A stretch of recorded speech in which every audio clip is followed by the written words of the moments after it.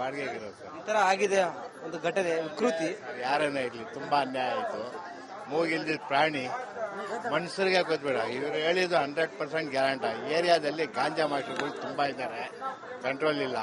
ನಾವೇನ ಸಲಹೆ ಕೊಡಾಗ ಹೋದ್ರೆ ಚಾಕುಗಳು ತೋರಿಸ್ತಾರೆ. 100% ಇದರಲ್ಲಿ ಏನು ಇದೆಲ್ಲ. ಸಣ್ಣ ಸಣ್ಣ ಹುಡುಗರಿಗೆಲ್ಲ 10 ರೂಪಾಯಿ 20 ರೂಪಾಯಿ ಕೊಡ್ತಾರೆ. ಸೈಕಲ್ಗಳು ತಗೊಂಡು ಬಾಡಿಗೆಗೆ ತುಳಿತಾ ಇರಿ.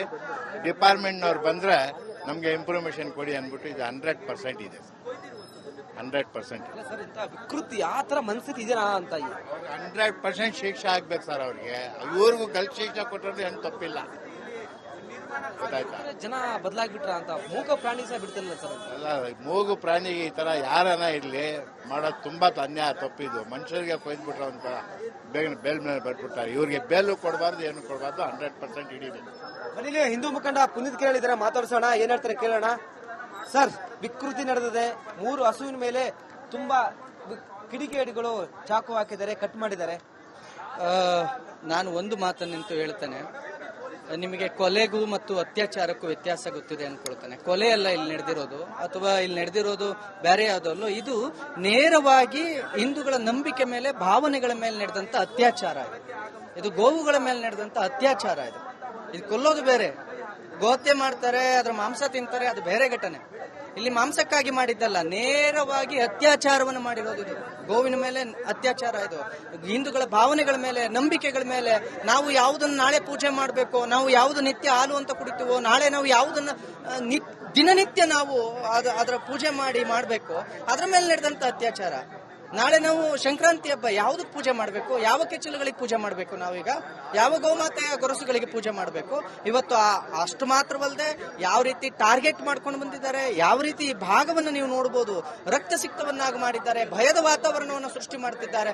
ಇಡೀ ಚಾಮರಾಜಪೇಟೆಯಲ್ಲಿ ಹಿಂದೂಗಳು ಯಾವುದೇ ರೀತಿಯ ಹಿಂದೂ ಧಾರ್ಮಿಕ ಭಾವನೆಗಳನ್ನ ಇಟ್ಕೊಳ್ಳುವಂತಿಲ್ಲ, ಅದ್ರ ಮುಖಾಂತರ ಬದುಕೋಂಗಿಲ್ಲ. ನಾನು ಜಮೀರ್ ಅಹಮದ್ ಖಾನ್ ಅವ್ರನ್ನ ಕೇಳಕ್ ಇಷ್ಟಪಡ್ತೇನೆ ಸರ್, ನೇರವಾಗಿ. ನೀವು ಈ ಘಟನೆ ನಡೆದಿದೆಯಲ್ಲ, ನಿಮ್ಮದೇ ಕ್ಷೇತ್ರ ಅಲ್ವಾ, ನೀವೇ MLA ಅಲ್ವಾ, ಇದನ್ನ ನೀವು ಮಾನವೀಯತೆ ದೃಷ್ಟಿಯಿಂದ ಅಥವಾ ಅಲ್ಲಿ ಹೇಳ್ತಿರಲ್ಲ ಮನುಷ್ಯತ್ವ ಮಾನವೀಯತೆ ಹೇಳ್ತಿರಲ್ಲ, ಬಂದು ಇದನ್ನ ಖಂಡಿಸಬಹುದಿತ್ತಲ್ಲ. ಇದನ್ನ ಖಂಡಿಸಿ ನಾನು ಮಾನವೀಯತೆ ದೃಷ್ಟಿಯಿಂದ ಇದನ್ನ ನೋಡ್ತೇನೆ, ಇದು ತಪ್ಪು ಅಂತ ಹೇಳ್ಬೋದಲ್ಲ. ಆ ನೊಂದ ವ್ಯಕ್ತಿಯ ಪರ ನಿಲ್ಬೋದಲ್ಲ. ಬರೋದಿಲ್ಲ. ಕುಮ್ಮಕ್ಕು ಕೊಟ್ಟ ಸರ್ಕಾರ, ಕುಮ್ಮಕ್ಕು ಕೊಟ್ಟ MLAಗಳು ಎಲ್ಲಿ ಬರ್ತಾರ್ರಿ? ಇದನ್ನು ಬಂದು ಖಂಡಿಸ್ಲಿಲ್ಲ ಇದುವರೆಗೂ. ಪೊಲೀಸ್ನವರು ಅದ್ರ ಮೇಲೆ FIR ಮಾಡಿ ಅಂತ ಕೇಳಿದ್ರೆ ಠಾಣೆಗೆ ಬಂದು ದೂರು ಕೊಡಿ ಅಂತ ಹೇಳ್ತಾರೆ. ಅವರು ಪ್ರಕರಣ ನಡೆದ ವ್ಯಕ್ತಿಯನ್ನ ಠಾಣೆಗೆ ಕರ್ಕೊಂಡು ಕೂರಿಸ್ಕೊಂಡಿದ್ದಾರೆ. ಇದೇನು ಒಂದ್ ಕಡೆ ಚಾಮರಾಜಪೇಟೆ ಅಂದ್ರೆ ಯಾರು ಇಲ್ಲಿ ಬರಂಗಿಲ್ಲ, ಏನ್ ಮಾತಾಡಂಗಿಲ್ಲ. ಚಾಮರಾಜಪೇಟೆಯಲ್ಲಿ ಹಿಂದೂಗಳು ನಿಮ್ಮ ಹಬ್ಬಗಳನ್ನು ವಿಜೃಂಭಣೆಯಿಂದ ಮಾಡಬೇಡಿ. ನೀವು ಸಂಕ್ರಾಂತಿಯನ್ನ ನೀವು ಗೋಪೂಜೆ ಮಾಡೋದಾದ್ರೆ ನಾವು ಅದಕ್ಕೆ ಮುಂಚೆನೆ ರಕ್ತ ಹರಿಸ್ತೇವೆ, ಜಾಗ್ರತೆ ಅನ್ನುವ ಒಂದು ಮೆಸೇಜ್ ಅನ್ನ ಪಾಸ್ ಮಾಡ್ತಿದಾರ. ಭಯದ ವಾತಾವರಣವನ್ನು ಸೃಷ್ಟಿ ಮಾಡ್ತಿದಾರ. ಹಿಂದಿನ ದಿನ ನಡೆದಿರೋ ಘಟನೆ ಅಲ್ವಾ ಸರ್ ಇದು? ನೋಡಿ, ಅಷ್ಟೇ ಅಲ್ಲ, ಇದು ಟಾರ್ಗೆಟ್ಲಿ ಹೇಗೆ ಅಂತ ಅಂದ್ರೆ, ನೀವು ಇದನ್ನ ಡಿಕೋಡ್ ಮಾಡ್ತಾ ಬರೋದಾದ್ರೆ, ಯಾರ ಗೋವಿನ ಕೆಚ್ಚಲುಗಳನ್ನ ಕಡಿದಿದ್ದಾರೆ, ಯಾವ ಗೋವುಗಳವು ಅವು?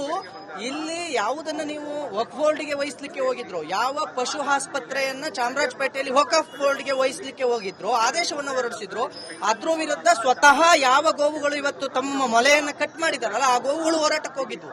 ಇದೇ ಗೋವುಗಳ ಮಾಲೀಕ ಕರ್ಣ ಆ ಗೋವುಗಳನ್ನ ಕರ್ಕೊಂಡು ಆಸ್ಪತ್ರೆ ಉಳಿವಿಗಾಗಿ ಆಸ್ಪತ್ರೆ ಮುಂದೆ ಪ್ರತಿಭಟನೆ ಮಾಡಿದ್ದ.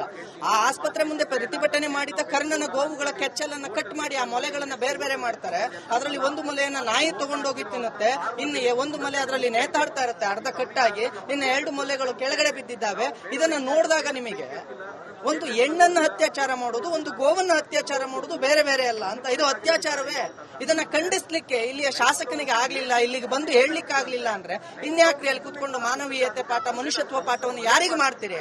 ಹಿಂದೂಗಳನ್ನ ಭಯಭೀತವಾಗಿ ಚಾಮರಾಜಪೇಟೆಯಲ್ಲಿ ನಡೆಸ್ಕೊಳ್ತಿದ್ದೀರಿ ನಿಮ್ಮ ಕ್ಷೇತ್ರದಲ್ಲಿ. ನೀವು ನಮಗೆ ಯಾವುದೇ ಹಬ್ಬಗಳನ್ನ ಆಚರಿಸೋದಕ್ಕೆ ಮುಂದೆ ಭಯದ ವಾತಾವರಣವನ್ನು ಸೃಷ್ಟಿ ಮಾಡ್ತಿದ್ದೀರಿ.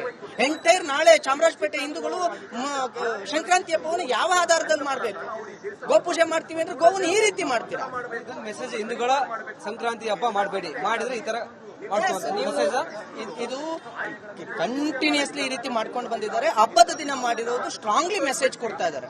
ನಮ್ಮ ಸರ್ಕಾರ ಇದೆ, ಇಲ್ಲಿ ನಮ್ಮ ಹಬ್ಬಗಳು ಮಾತ್ರ ವಿಜೃಂಭಣೆಯಿಂದ ನಡಿಬೇಕು. ನೀವು ನೋಡಿ, ವಾತಾವರಣ ನೋಡಿ, ದೇವಸ್ಥಾನ ಇದೆ ಸಂಪೂರ್ಣವಾಗಿ.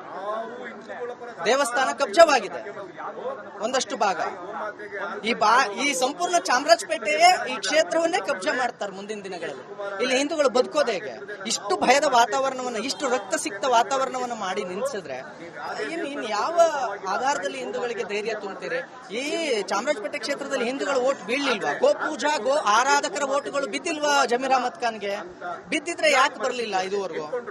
ಇಷ್ಟೆಲ್ಲ ನಡೆದ್ರು ಕೂಡ ಒಂದೆರಡು ಮಾತು ಯಾರೋ ಬರ್ತಾರೆ, ಪೊಲೀಸ್ನವ್ರು ನಿಂತ್ಕೊಳ್ತಾರೆ, ಕೇಳ್ತಾರೆ, ಏನ್ ಮಾಡ್ಬೇಕು, ಬಂದ್ ಕಂಪ್ಲೇಂಟ್ ಕೊಡಿ ಅಂತಾರೆ.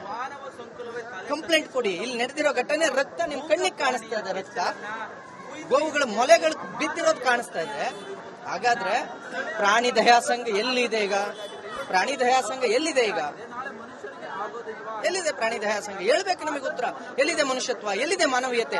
ಯಾವುದೋ ಉತ್ತರ ಕರ್ನಾಟಕದಲ್ಲಿ ನಡೀತಿರೋ ಜಾತ್ರೆಗೆ ಅಲ್ಲಿರ್ತಕ್ಕಂಥ ಅಧಿಕಾರಿಗಳು, ಯಾವುದೋ ಉತ್ತರ ಕರ್ನಾಟಕದಲ್ಲಿ ನಡೀತಿರೋ ಒಂದು ಜಾತ್ರೆಗೆ ಅಲ್ಲಿರ್ತಕ್ಕಂಥ ಅಧಿಕಾರಿಗಳು ಕುರಿ ಬಲಿಯನ್ನು ಕೊಡಬೇಡಿ, ಪ್ರಾಣಿ ಬಲಿಯನ್ನು ಕೊಡಬೇಡಿ ಅಂತ ಹಿಂದೂಗಳ ಜಾತ್ರೆಗೆ ನೋಟಿಸ್ ಅನ್ನು ಕೊಡುವಂತ ಆದೇಶವನ್ನು ಹೊರಡಿಸುವಂತಹ ಅಧಿಕಾರಿಗಳಿಗೆ ಇಲ್ಲಿರ್ತಕ್ಕಂಥ ಗೋವಿನ ಮೇಲೆ ನಡೆದ ಅತ್ಯಾಚಾರ ಕಣ್ಣಿಗೆ ಕಾಣ್ತಾ ಇಲ್ವಾ? ಎಷ್ಟು ಜನ, ಯಾವ ಇಲಾಖೆಯವರು ಬಂದ್ರು? ಈಗ ಯಾರು ಇದ್ರ ಬಗ್ಗೆ ಕ್ರಮ ಜರುಗಿಸ್ಕೊಂಡು? ಇಲ್ಲಿ ಈಗ ಪ್ರಾಣಿ ದಯಾ ಸಂಘದ ಹೋರಾಟ ನಡೆಯೋದಿಲ್ವಾ? ಹಿಂದೂಗಳ ಭಾವನೆಗೆ ಧಕ್ಕೆ ಬಂದ್ರೆ ಅದು ಯಾವುದು ನಡೆಯಲ್ಲ, ಮಾನವೀಯತೆ ಕೆಲ್ಸಕ್ಕೆ ಬರಲ್ಲ. ಗೋವು ಅಂತ ಅಂದ್ರೆ ಅದು ಪ್ರಾಣಿ ಅಲ್ಲ, ಅದು ತಿನ್ನೋಕಿರುವಂತ ಒಂದು ಆಹಾರ ಅನ್ನೋ ರೀತಿಯಲ್ಲಿ ಈ ಸರ್ಕಾರನೂ ವರ್ತಿಸ್ತಾ ಇದೆ.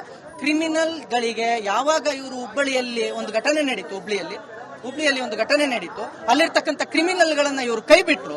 ಆಗ ಕ್ರಿಮಿನಲ್ಗಳಿಗೆ ಬಹಳ ದೊಡ್ಡ ಧೈರ್ಯ ಬಂದಿದೆ ಕಾಂಗ್ರೆಸ್ ಸರ್ಕಾರದಲ್ಲಿ, ನಾವೇನ್ ಮಾಡಿದ್ರು ನಡೆಯುತ್ತೆ. ಶ್ರೀಪಾದ್ ಪಟೇಲ್ ಹಿಂದೂ ಮುಖಂಡರು, ಸ್ಥಳೀಯರು ತುಂಬಾ ಆಕ್ರೋಶ ಹೊರಾಗ್ತಿದ್ದಾರೆ. ಯಾರು ಕಿಡಿಗೇಡಿಗಳಿದ್ದಾರೆ ಅವ್ರನ್ನ ಮಟ್ಟ ಹಾಕ್ಬೇಕು, ಪೊಲೀಸರು ಕೂಡಲೇ ತನಿಖೆಯನ್ನ ಚುರುಕುಗೊಳಿಸಬೇಕು, ಕಿಡಿಗೇಡಿಗಳು ಎಲ್ಲೇ ಇದ್ರೆ ಅವ್ರನ್ನ ಬಂಧಿಸಬೇಕಂತನೂ ಒಂದ್ ಕಡೆ ಸ್ಥಳೀಯರು, ಹಿಂದೂ ಮುಖಂಡರು ಒತ್ತಾಯ ಮಾಡ್ತಿದ್ರೆ, ಅದಲ್ಲದೆ ವಿಪಕ್ಷ ನಾಯಕ ಆರ್ ಅಶೋಕ್ ಇನ್ನು ಕೆಲವೇ ಕ್ಷಣಗಳಲ್ಲಿ ಘಟನಾ ಸ್ಥಳಕ್ಕೆ ಬರಲಿದ್ದಾರೆ, ಪರಿಶೀಲನೆ ಮಾಡಿದ್ದಾರೆ. ಯಾರು ಕಿಡಿಗೇಡಿಗಳು, ಪೊಲೀಸ್ ಇಲಾಖೆ ಏನ್ ಮಾಡಿತು? ಯಾಕಂದ್ರೆ ಪೊಲೀಸ್ ಇಲಾಖೆ ಅಧಿಕಾರಿಗಳು ನೈಟ್ ರೌಂಡ್ಸ್ ಬಂದಿದ್ದಾರಂತೆ, ಅವ್ರಿಗೂ ಸಹ ಗೊತ್ತಿಲ್ಲಂತೆ. ಇಲ್ಲೇ ಒಂದ್ ಕಡೆ ಬೇಜವಾಬ್ದಾರಿ ಎದ್ದು ಕಾಣ್ತಿದೆ. ಸಂಬಂಧಪಟ್ಟ ಸರ್ಕಾರ, ಅಧಿಕಾರಿಗಳು ಎಚ್ಚೆತ್ತುಕೊಳ್ಬೇಕಾಗುತ್ತೆ.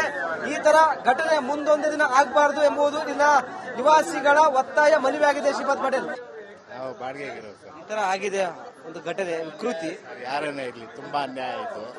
ಮೂಗಿಲ್ದಿದ್ದ ಪ್ರಾಣಿ ಮನುಷ್ಯರಿಗೆ ಗೊತ್ತಬೇಡ. ಇವರು ಹೇಳಿದ್ದು 100% ಗ್ಯಾರಂಟಿ. ಏರಿಯಾದಲ್ಲಿ ಗಾಂಜಾ ಮಾಸ್ಟರ್ಗಳು ತುಂಬಾ ಇದ್ದಾರೆ, ಕಂಟ್ರೋಲ್ ಇಲ್ಲ. ನಾವೇನ ಸಲಹೆ ಕೊಡಾಗ ಹೋದ್ರೆ ಚಾಕುಗಳು ತೋರಿಸ್ತಾರೆ. 100% ಇದರಲ್ಲಿ ಏನು ಇದೆಲ್ಲ.